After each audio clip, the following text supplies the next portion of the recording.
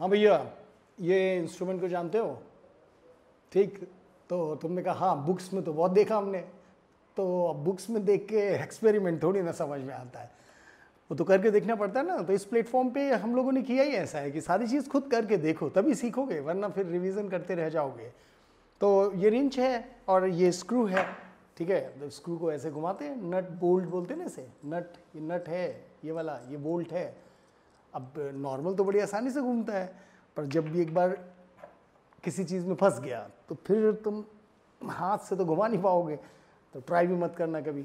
तो इसके लिए अलग अलग किस्म की रेंच होती है ना, ये देखो ये अलग किस्म की रेंच है, मतलब जितने टाइप के नट होंगे उतने ही टाइप की रेंच होगी, ठीक है ना।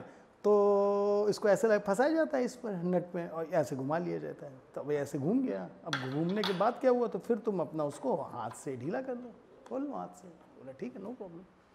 तो अब इसकी साइंस देखते हैं ना, ठीक है। तो देखो ये नट मूव नहीं कर रहा है, ठीक है। तो हमने इसको यहाँ से ऐसे फंसाया, ठीक है। तो जिस जगह से ये मूव नहीं कर रहा है ये बेसिकली क्या हो गया, तो आपने बोला सर इसको हम हिंज मान सकते हैं।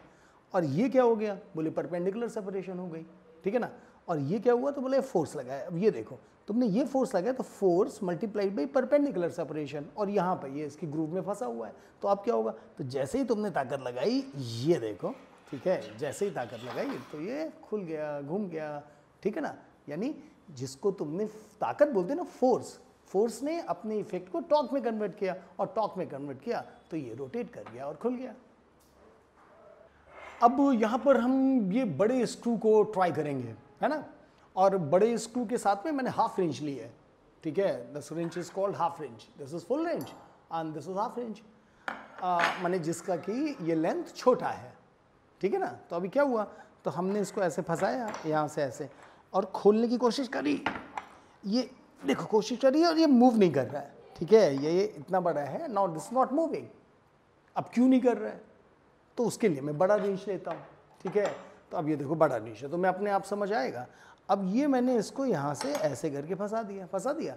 अब देखो मेरे पास परपेंडिकुलर सेपरेशन ज़्यादा है as compare to the half range.